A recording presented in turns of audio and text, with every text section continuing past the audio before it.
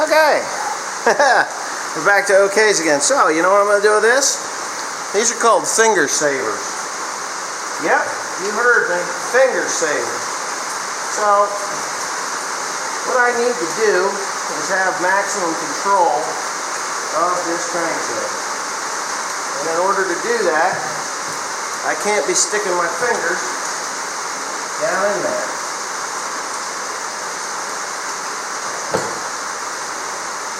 What I have done is I have made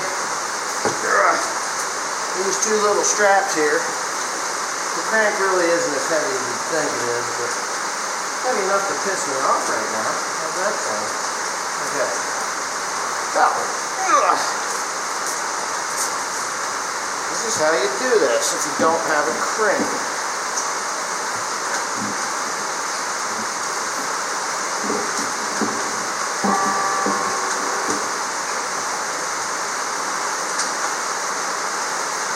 Would you look at that? Now, okay.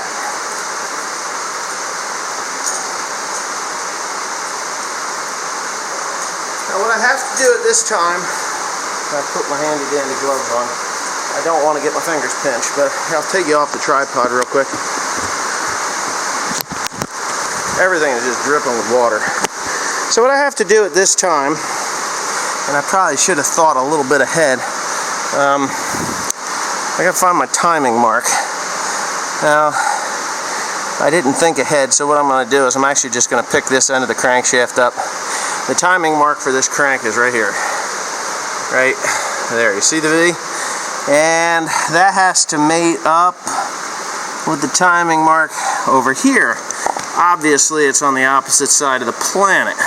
So let me move my tripod over and we will do that. So it's okay. It's okay if you screw up, you know. Life is about learning how to do stuff like this. If you're too afraid to do it, you'll never learn. But anyway, that being said, I need to raise. Oh man, it's just heavy. Well.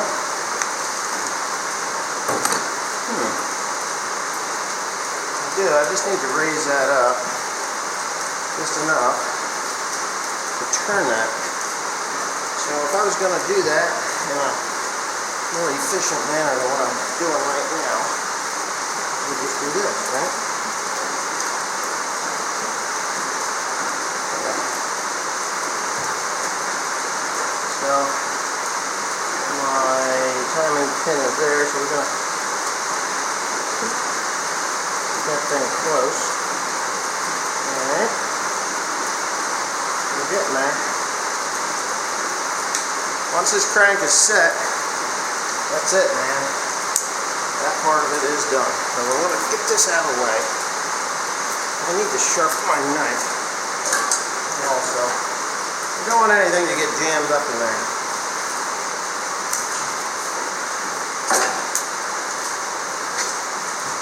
Okay.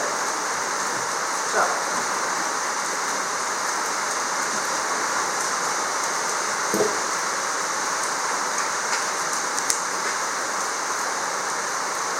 Getting close. So I just kind of got to mark that. I don't have anything to mark it with. So, I'll do this stuff.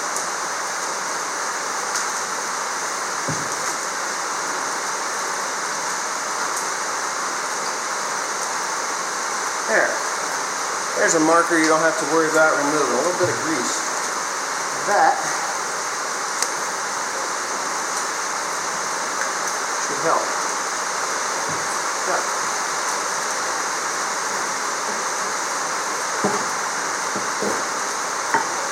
Oh.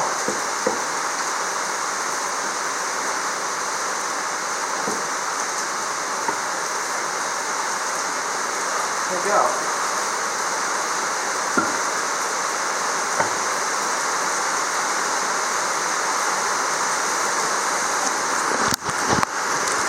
Okay. So this is what we've got. Let me get that cleaned off of there, not that it makes any difference really. You just really have to make sure that those timing marks are together. Okay, so You see what I've done there. Alright, so right now I can actually spin this crank. Oop, got my camera strap. I can spin the crank and you can see the camshaft is turning down in there. It's doing its thing. I've got plenty of grease on the bearing, as you can see. It's running on the crankshaft, or yeah, it's on there, running on the journals of the crankshaft. So now what I'm going to do is I'm going to go around a couple times. I'm probably going to take my rag and just wipe some of this stuff off of here. There's still some dirt that I'm seeing, so I'm going to get rid of that. Shut my thing off of there and get you up on the stand here real quick.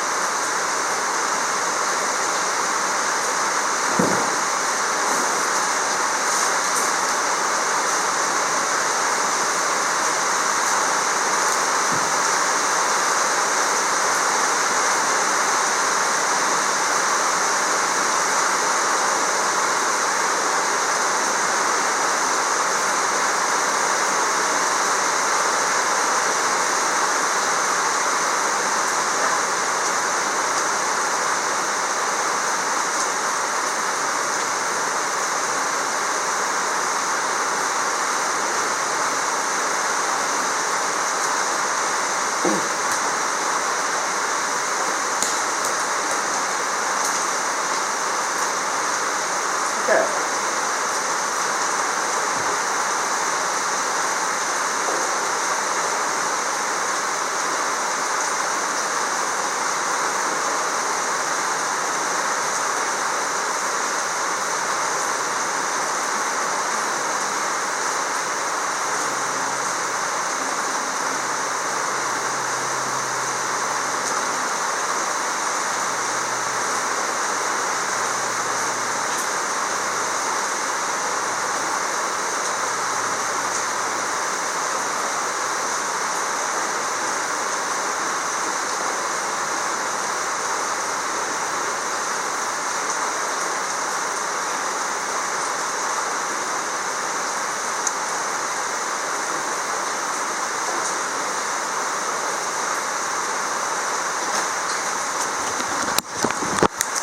Alright, so there's a bit of information that is actually stamped onto this crankshaft here. I'm hoping that my camera focuses. Okay, so it says 010 on the rods, and then M is 020 on the mains. So I already knew that. So if you're going to, if this crankshaft was ever to go back in to be returned down, they would know that if they had to turn it any more than 30 thousandths on the mains, that it would be junk. We would have to either, what do they call that? Spray weld it and return it, weld it and turn the crank back down, rebalance it. It would just be a nightmare. It'd probably be cheaper to just go ahead and buy a whole new crankshaft at that point anymore. Oh, fucker, that was my finger. Damn it, and I knew I was going to do it today. Anyway, so okay, so I got the top bearings in, and yes, they're the top because my engine's upside down. And now I'm going to go ahead and I'm going to wipe this off here, and I'm going to do something that needs to be done. It's called checking the clearances of these bearings. You have to do it on all of them. Between 2 and 6 thousandths is what these are cleared to be. I think they're going to be perfect for the simple reason this crankshaft was done. I see no scoring at all. I mean, this crank is in phenomenal shape for what the pistons were in, the shape the pistons were in. This crankshaft is in phenomenal shape. So I probably only need to do a couple of them, and that's pretty much what I'm going to do, just a couple of them. And I'll show you that procedure here in a second, and then we will, because you got to torque it to 150 foot-pounds, which is a lot. I hate putting them on and off, but that's what I'm going to do. So anyway, I won't torque it to 150 foot-pounds. I'll probably just tighten it down reasonably with a 3/4 inch breaker bar, or a ratchet, and then pull it off and see how close it is. I think it's going to be perfectly fine. But anyways, let me get on to that. Alright, it's very important that you get the right keeper here. Bearing, housing, holder, whatever you want to call this thing.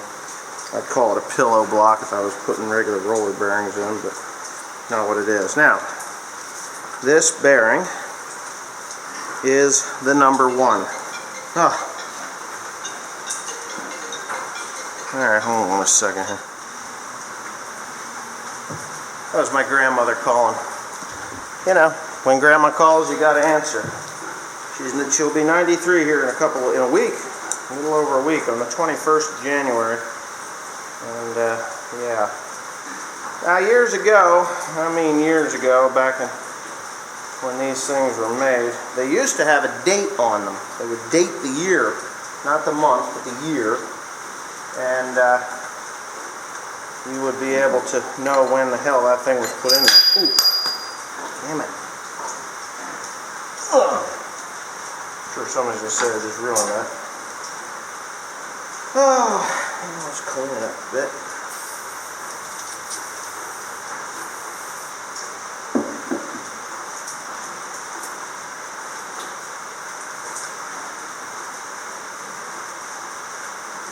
Okay. 150 foot-pounds is a lot. Alright. So here's the original. This is the number 1 main bearing. This isn't an original bearing. These bearings have been done at some point, obviously. These are 20 thousandths over. So I've just taken it out of the number 1 keeper gizmo. I don't know the technical term for it today. I just can't remember. But, okay. So I've got this main bearing here. I've got half of it in there. The other half obviously is going to have to slide down in here. Ooh. If you've never changed bearings in anything, there's a little cutout. I'm going to show you right there. That little cutout right there is where that little knuckle right there goes in. So this is how I'm going to do this. I got that thing in there. I'm going to line it up. Actually, I did it backwards. God damn it. Okay. 10.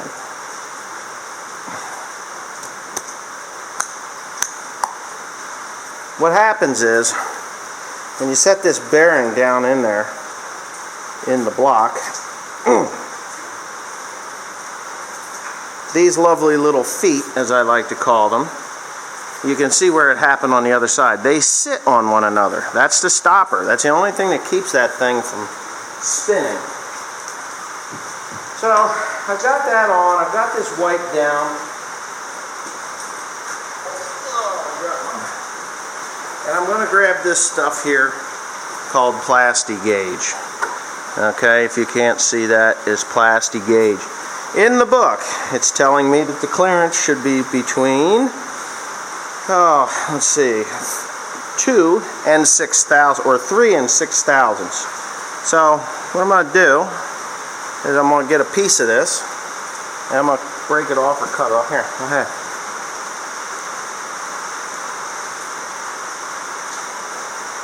I bet you never see an engine builder do that. I bit the end of it off. And what I'm going to do is I'm actually going to lay it across the crankshaft. There. Ah! I'm going to stick it fast. Normally they stick fast. And then I'm going to take this block here. And I'm going to ever so gently,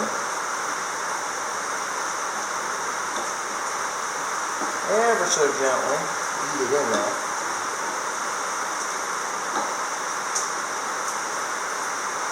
Did I put it in right? Yes. You gotta make sure you put it in correctly. It's kind of funny that it doesn't just slip right in there.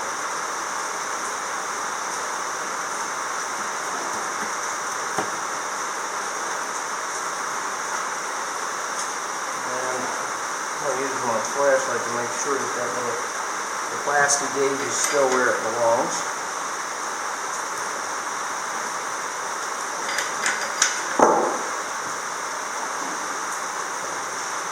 And I'm going to piss a bunch of people off. And I'm going to go get a wrench.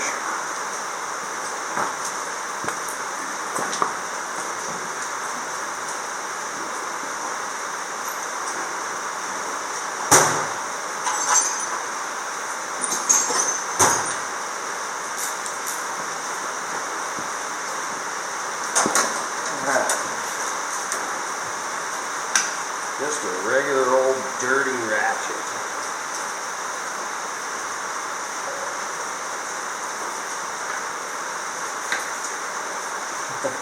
Should have been cleaned off before I ever did this.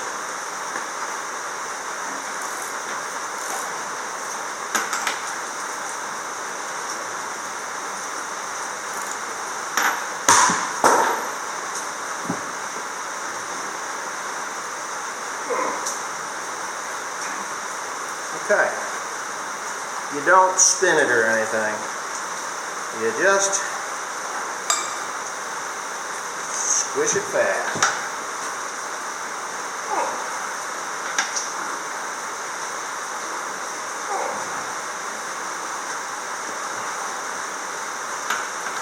And that's it. Pretty simple.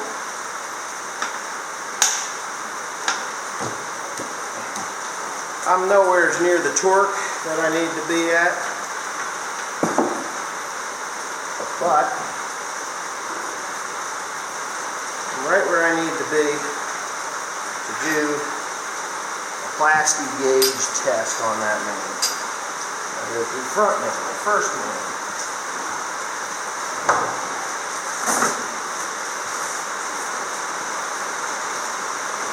Sure, there's some engine guys flipping out, but that's okay, I don't mind.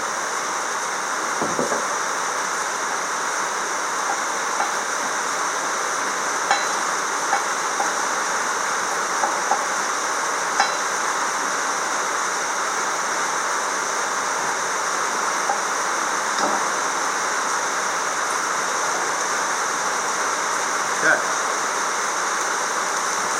So, you see those two little red marks and those two little pink marks that are on there? What I'm going to do is my plastigage package has the gauges right on it.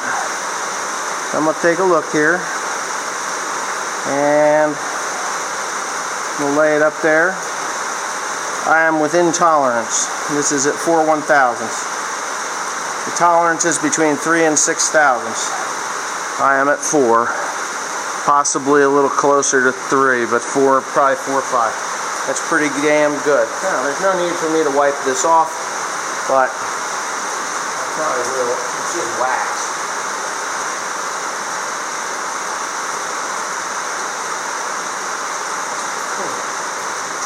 It's on there though.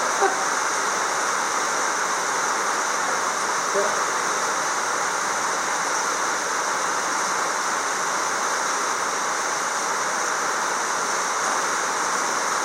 That's actually pretty good because I didn't torque it to the right proper spec at 4 thousandths. At 4 thousandths, even if I did torque it to the proper spec, it would be probably closer to 3 thousandths, which is really, really good for this engine. We used to run Conklin Convoy, if anybody's old enough to remember that stuff. That shit don't come off with you either. Yep. Okay. There we go. So what I'm going to do now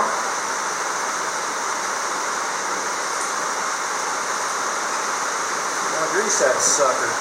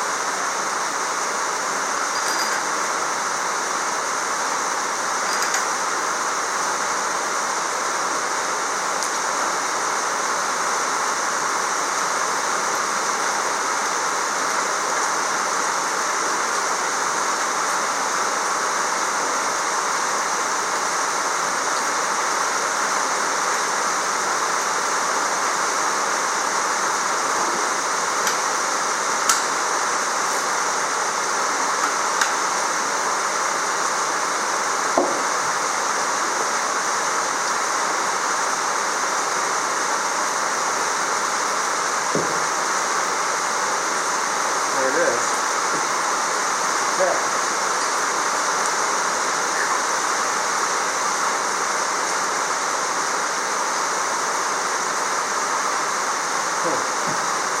I'll be back.